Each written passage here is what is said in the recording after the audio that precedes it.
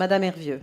Oui, bonjour, bonjour Madame la vice-présidente, bonjour messieurs les rapporteurs, bonjour les collègues.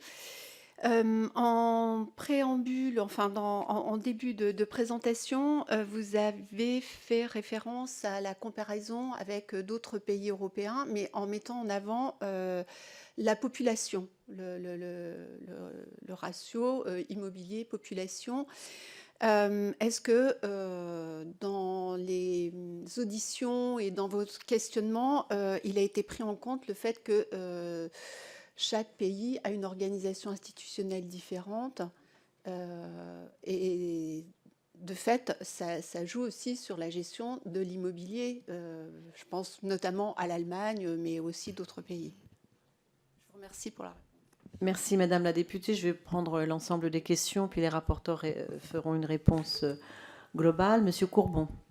Merci Madame la Présidente, messieurs les rapporteurs. Quelques réflexions et quelques remarques par rapport aux diapositives que vous nous avez présentées sur ce qui ressort quand même du manque d'informations sur l'état du parc immobilier, sur un certain nombre de données qui sont lacunaires, en particulier autour de la question de la performance thermique, puisque on sait que c'est l'un des enjeux majeurs vis-à-vis des investissements qui sont appelés.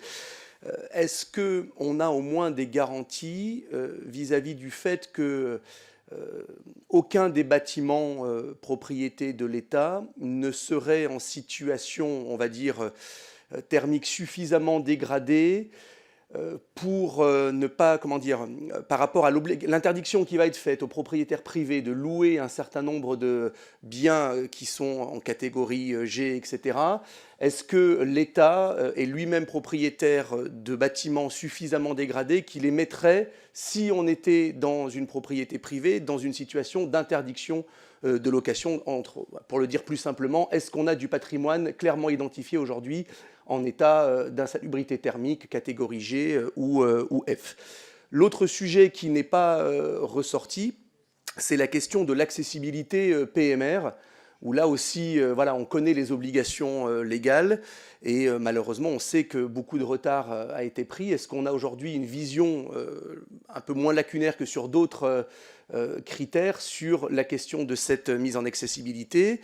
On sait aussi qu'on a un certain nombre de bâtiments qui ne peuvent pas être mis en accessibilité. Et donc, qu'est-ce qu'on fait de ces cas particuliers?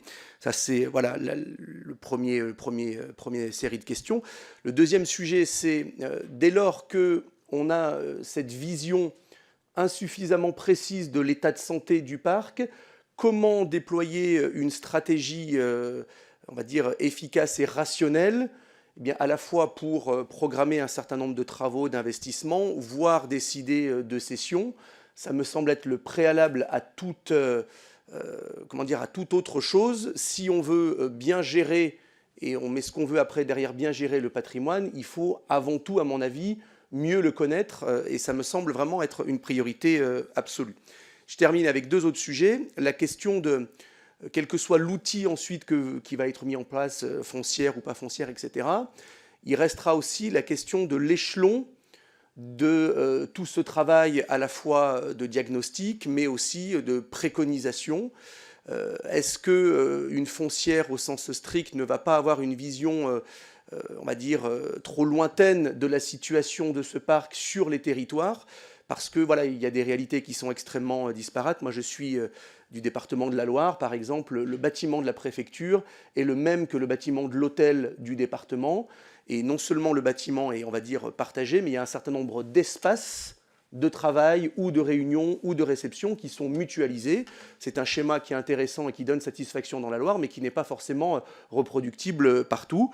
Et dernier sujet, je note que vous ne préconisez pas, en tout cas de manière très claire et explicite, une campagne de cession massive de notre patrimoine, ce qui me satisfait, mais ce qui m'étonne aussi, parce que c'est un peu à contre-courant d'un certain nombre de discours ambiants. On a bien compris qu'on était plutôt surdoté par rapport à nos voisins européens, liés, comme le disait notre collègue aussi, à notre organisation territoriale.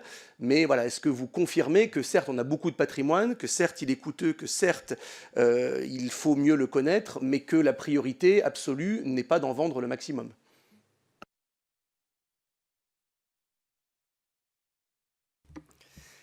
Je vais commencer. J'attaque. Bon, je vais faire des réponses très vagues parce que mon collègue a la chance d'être à côté de l'administratrice et d'avoir les éléments plus précis, plus chiffrés. Non, pour répondre. En fait, là où moi je vais répondre, parce que on est plus sur de la théorie que sur du chiffre, et voilà. C'est d'abord sur les bâtiments classés F et G, l'accessibilité PMR. Alors, accessibilité PMR, c'est vrai qu'on ne l'a pas beaucoup évoqué dans les auditions. Mais évidemment, il va y avoir du travail. Bâtiment FG, évidemment que ça existe. Et c'est là un des gros problèmes. Je réponds très rapidement parce qu'en fait, la réponse théorique finale de la foncière, c'est pour ça que je me suis laissé convaincre, répond à tout ça. L'objectif de céder du patrimoine, c'est peut-être là où on a des divergences avec mon collègue. Et encore, je ne sais pas parce qu'on ne l'a jamais vraiment explicité. Mais moi, je n'ai pas pour objectif de céder du patrimoine pour céder du patrimoine. Et c'est là où je me dis, c'est là où j'ai un peu plus confiance en la foncière, c'est que je me dis que la foncière, elle va avoir pour objectif de gérer au mieux le patrimoine de l'immobilier de l'État. Et pour le faire, elle va aussi avoir pour objectif de récupérer du loyer, de créer de la dividende à reverser à l'État et de pouvoir réinvestir dans la transition, etc. Ce qui va avoir un coût au début, mais qui normalement devrait se rentabiliser à terme. J'ai tendance à supposer que ce qui s'est passé dans la Loire va se passer avec une foncière, devrait se passer théoriquement dans plein d'endroits, puisqu'il y a plein d'administrations qui peuvent fonctionner comme ça, mais pas toutes. On a les universités qui sont à part, on a le ministère des Armées qui est totalement à part et qui normalement devrait être sanctuarisé. On ne peut pas faire la même chose partout, mais c'est quelque chose qui devrait se reproduire. Moi, j'ai tendance à penser qu'on ne va pas se dessaisir d'un grand nombre de bâtiments, d'un grand nombre de patrimoine de l'immobilier de l'État et que peut-être on le réemploiera différemment et que la foncière, peut-être, mais ça, c'est difficile d'entrer dans ce détail-là, mais moi, j'imagine bien la foncière, si on a des locaux inutilisés mais qui sont viables, soit les vendre, soit les louer, ce qui permet de garder aussi du foncier pour un développement de bâtiments derrière, pour le public. Et puis, l'avantage de la foncière, sur lequel je me suis aussi laissé convaincre, c'est qu'aujourd'hui, on n'a pas de connaissance, vous l'avez rappelé, on n'a pas de connaissance de notre patrimoine suffisant.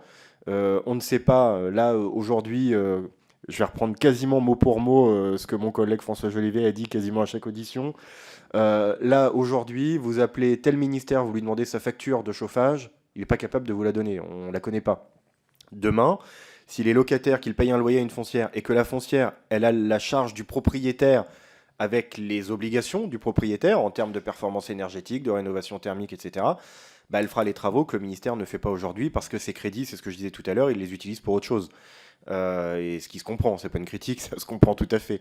Donc je pense que la foncière, elle va répondre, c'est pour ça que je me suis laissé convaincre, elle va répondre à un certain nombre de ces éléments-là, les travaux de performance énergétique parce qu'elle aura l'obligation du propriétaire, la connaissance de son parc, parce qu'évidemment la foncière, elle va devoir valoriser son parc, elle va devoir faire payer des loyers, elle va devoir faire des travaux, donc automatiquement, elle va connaître son parc au fur et à mesure. Vous disiez que c'était un préalable de connaître le parc, peut-être avant la foncière. Malheureusement, vu l'état des connaissances actuelles et vu les diagnostics qu'on a fait, j'ai tendance à penser que c'est plutôt la foncière qui permettra de connaître le parc. C'est comme ça, à l'issue des auditions, c'est comme ça que je vois les choses. La foncière permettra de connaître le parc, mais on ne pourra jamais connaître le parc et le donner à la foncière. Malheureusement. C'est comme ça, moi, que j'interprète le final de tout ça. Je laisse mon collègue avoir des réponses peut-être plus précises avec des chiffres, etc. À toutes les questions. C'est surtout mon passé, puisque c'est un peu mon métier. Alors,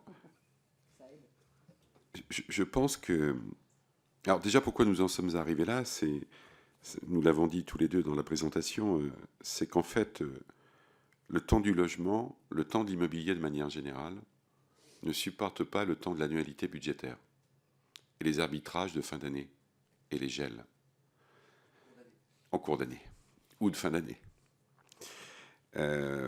Et ne supporte pas non plus le rythme des élections et des lubies de directeur d'administration centrale ou parfois de ministre. Je voulais être là, je ne veux plus être là, du jour au lendemain, je change, voilà. Et donc, ça, c'est la première chose, c'est le quotidien. Le temps du bâtiment est un temps long. Après, vous avez des questions très précises, monsieur. Avons-nous un data du patrimoine de l'État? Alors, on a pu vous dire qu'il y avait 14 critères, puis après des critères de bien, pas bien, moyen, satisfaisant, pas satisfaisant. En tout cas, ce qui est sûr, c'est que si demain vous demandez, comme le disait très bien Kevin, à un ministère combien vous avez payé de chauffage, mais de chauffage gaz, ne peut pas vous répondre. Chauffage fuel, ne peut pas vous répondre. Il y avait un recensement des chaudières fuel qui avait été lancé par la DIE, où les ministères ont dit il n'y en a plus, puis finalement ils en ont tous retrouvé. Quand on leur a proposé une aide pour la changer. Voilà, quand on leur a proposé une aide pour la changer. Donc, alors il y a bien des gens qui savent dans les ministères, mais en tous les cas, le pilote stratégique qui est la DIE, que devrait être la DIE, n'a pas le data. Bâtiment isolé, pas isolé, il n'y a pas de programme d'entretien courant bâti au bâtiment, de gros entretiens, de grosses réparations, d'isolation. Vous dites quels sont les bâtiments isolés, on a beaucoup de mal à vous répondre, alors que chez une foncière type Gessina ou chez un bailleur HLM, il appuie sur un bouton, son patrimoine est codifié, il a des éléments obligatoires à renseigner. Celui qui les renseigne a intérêt à les renseigner. L'agent public qui est la DGFiP qui renseigne les informations sur les bâtiments quand ils font les répartitions de charges entre les ministères sur les sites administratifs, parce que c'est ça, c'est la DDFiP. C'est pas son truc et personne n'est formé dans l'immobilier dans ce domaine. Il ferait mieux d'ailleurs de rester sur le métier fiscal. Et donc, comme le dit très bien Kevin, et je le remercie d'avoir cédé, ou en tout cas de l'avoir convaincu, parce que c'est pas un homme qui cède, c'est la foncière, ça va abaisser le centre de gravité en fait de la puissance publique, c'est la foncière qui va nous permettre de connaître les choses. Après, sur la notion, vous avez abordé sur l'accessibilité PMR, il y a des données dans le rapport, vous verrez où on dit l'État a dit 50% de mon patrimoine est accessible. Si on croit le data. Et moi, je dis que je ne le crois pas. Peut-être que c'est plus, mais peut-être aussi que c'est moins. Puisqu'on n'a pas de fiche d'identité patrimoniale par bâtiment. On n'a pas de fiche d'identité. Et donc pas d'état de santé. On a l'état de santé que vous et moi, nous pourrions donner sur un bâtiment si on n'était pas expert. On peut se dire le logement est bien. Puis après, on apprend que c'est pas isolé, ça fuit à tel endroit, il y a du plomb, il y a de la peinture au plomb sur les radiateurs, il y a de l'amiante dans les murs. Mais on pourrait dire, nous, profanes, mais c'est bien.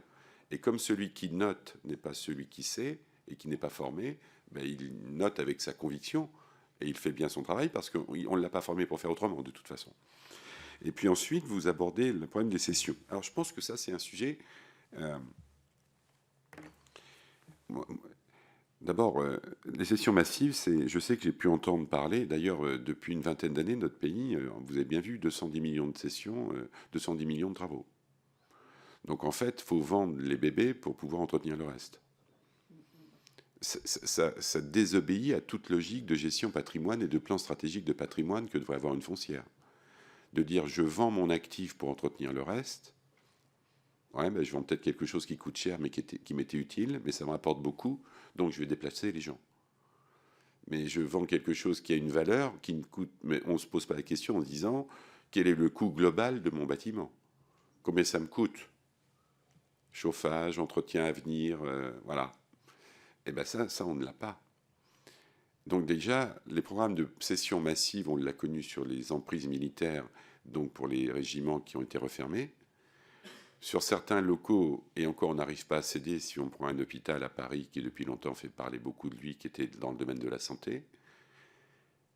Mais en tout cas, ce qui est sûr, c'est que la notion de vente massive n'est pas du tout un sujet que nous avons abordé, parce qu'en fait, c'est la foncière qui dira comment, si je vends ce patrimoine qui me coûte très cher et qui coûte très cher à mes occupants, et que j'ai l'obligation de leur faire baisser leur loyer, en concertation avec eux, peut-être que je pourrais proposer autre chose pour un loyer moindre, et peut-être que je pourrais céder du patrimoine. Mais ce qui doit dicter la porte d'entrée de la réflexion de la foncière, c'est ce que j'ai peut-être pas été assez insistant, c'est la stratégie immobilière de la foncière doit obéir à la stratégie d'implantation des ministères, pour peu qu'ils sachent donner aussi une trajectoire RH. Est-ce qu'on construit pour 100 ou pour 50 ou pour 80, ou est-ce que les 80 seront amenés à devenir 30? Donc dans cette hypothèse-là, c'est la foncière qui louera aussi peut-être pour le compte d'eux et qui ne fera pas elle-même, parce qu'elle ne sera pas suffisamment performante et elle n'aura pas les espaces pour faire. Et peut-être s'il lui reste du patrimoine, elle dira « je vends ». Mais c'est pas... Il faut sortir de ce non-sens de dire « je vends pour entretenir ». Voilà. Donc c'est d'abord au service de la politique. Donc la foncière de demain, enfin celle qui va être en expérimentation et qui va vérifier, on verra ce que ça donne, hein. Mais je pense que l'État a la volonté de poursuivre, c'est de se dire « j'abaisse le centre de gravité pour la connaissance de mon patrimoine. La politique immobilière que je vais mener sur ces deux régions doit être au service des ministères, au service des usagers des ministères, au service des fonctionnaires qui travaillent dans ces locaux. Je vais faire en sorte que l'enjeu RH porté par le ministère soit une priorité, c'est-à-dire que la qualité de service rendu par le patrimoine est à la hauteur de ce que je demande à mes agents. C'est extrêmement important, et de faire en sorte de raviver un peu le sentiment de fierté, également de travailler dans des bâtiments publics et de porter la carte du service public, parce qu'en fait, ce service public-là, pour la foncière, ce sera le client interne et sa raison d'être. Donc je pense que nous allons apprendre sur le patrimoine, nous allons pouvoir bâtir des plans stratégiques de patrimoine, je dis nous, l'État, hein, parce que l'immobilier de l'État, c'est l'immobilier des Français, hein. Nous allons donc apprendre le patrimoine, nous allons pouvoir bâtir des plans stratégiques de patrimoine, nous aurons des fiches d'identité de patrimoine, nous aurons normalement des trajectoires RH définies par les ministères, tout ça sous l'autorité du préfet de région, puisqu'il s'agit de régions. Nous devrons répondre aux demandes, sans doute être amenés pour les ministères qui ont des loyers chez des privés, à se dire « je peux vous proposer moins cher ailleurs, est-ce que ça vous intéresse ?» Parce qu'on a aussi un enjeu financier. Est-ce que c'est conforme à votre objectif? Et la foncière, elle va dire, vous avez aussi une circulaire qui dit 9 mètres carrés, je ne sais pas si c'est 9, 10 ou 11, peu importe. Mais même si c'est 9 de manière théorique, ça n'a jamais été appliqué. Mais ce que je veux dire, c'est de dire, est-ce que vous ne pensez pas que votre bâtiment est trop grand? Il vous coûte très cher. Pourquoi est-ce que vous en avez 25 mètres carrés par agent? C'est vrai que c'est plus confortable, mais est-ce que ça correspond à votre enjeu? Est-ce qu'on peut envisager quelque chose pour vous? Parce qu'on a des bâtiments là, qu'on va peut-être céder, qui pourraient vous convenir. En fait, c'est ça. C'est de travailler comme une foncière ne peut le faire dans tous les États de l'Union européenne. Mais c'est au service d'eux, c'est pas contre les ministères, c'est au service des ministères, au service de ceux qui sont à l'intérieur et de ceux qui fréquentent ces bâtiments comme usagers. C'est ça l'objectif, et d'avoir la vérité des prix. Oui. Sur l'Allemagne, madame, c'est moi qui ai dit l'Allemagne, parce qu'en fait, il y a plus d'habitants en Allemagne. On a beaucoup plus d'habitants en Allemagne, mais spontanément, quand vous regardez la qualité du parc allemand, on va prendre l'Allemagne orientale, puisque en Allemagne de l'Est, les travaux continuent à se poursuivre. Mais sur l'Allemagne orientale, la qualité d'ouvrage, la qualité d'usage des bâtiments publics est assez exceptionnelle, parce qu'ils n'ont pas laissé tomber l'entretien de leur parc. Et quand vous entendez les Allemands, parce qu'eux, ils ont une organisation, là, on n'a parlé que des bâtiments de l'État, on a oublié, on a quand même mis les universités dans les mètres carrés, mais on n'a pas parlé des collectivités territoriales, hein. Le sujet est moins... Les collectivités territoriales ont une meilleure connaissance de leurs data. Mais les très très grosses, ça commence à devenir compliqué pour elles. Donc, et c'est moi qui ai rapporté ça au nombre d'habitants, vous ne verrez pas écrit dans le rapport, mais c'est singulier. L'État allemand, l'État fédéral allemand, avec ses Länder, a beaucoup moins de patrimoine que nous. Alors on peut dire ils ont moins d'agents publics. L'État fédéral, oui. Les Länder, c'est comme nous, quoi. C'est comme nous. Donc en fait, je ne dis pas que l'immobilier est un outil de transformation publique, hein. C'est pas du tout ce que je dis, mais par contre, il est au service aussi de la transformation publique, bien évidemment. Si un jour le service vétérinaire du département de la Loire doit aller à Lyon, eh bien, c'est peut-être pas la peine de le reconstruire dans le chef-lieu du département de la Loire. C'est simplement de connaître les trajectoires. Et aujourd'hui, il faut protéger l'immobilier de l'État de l'annualité budgétaire. Il faut protéger l'État de l'absence de trajectoire RH de ministère. Et il faut protéger les gens qui travaillent dans ces bâtiments d'une mauvaise qualité de travail qui pourrait nuire à faire et accueillir, à garder les meilleurs qui souhaitent venir mettre toutes leurs compétences et leurs passions au service du service public. Voilà, c'est ça l'idée qui nous a gouvernés. Et Kevin, qui était réticent au départ sur l'idée de la foncière, c'est vrai que lorsqu'on entendait les professionnels, et d'ailleurs nous avons été très marqués, je voudrais, parce qu'ils ont été déterminants dans leur présence, nous avons vu, vous savez, l'État a imposé des foncières et des gestions distinctes entre l'occupant et le propriétaire dans tous les grands établissements publics nationaux, qui d'ailleurs se sont transformés en SA. Il s'agit de la Poste, il s'agit de la SNCF. À la Poste, vous avez Poste Immo, à la SNCF, vous avez SNCF Immo, et toutes les grandes entreprises privées, aujourd'hui, ont distingué le propriétaire des bâtiments de l'occupant. Et en fait, là où on n'a pas trouvé la réponse, en dehors de l'annualité budgétaire et peut-être du manque de compétences, l'État est capable de prôner l'exemplarité dans tout ce qui était dans son périmètre, mais par contre, à lui-même, en fait, ne se l'applique pas. Et voilà. Et bien, la foncière, c'est essayer de le forcer à commencer à appliquer. Monsieur Tesson, vous avez la parole. Oui, alors c'est plus une remarque parce que moi j'arrive, donc dans cette commission je vois le travail qui a été fait et qui est évidemment de très grande qualité. Alors moi je le regarde comme un utilisateur, je suis un ancien fonctionnaire.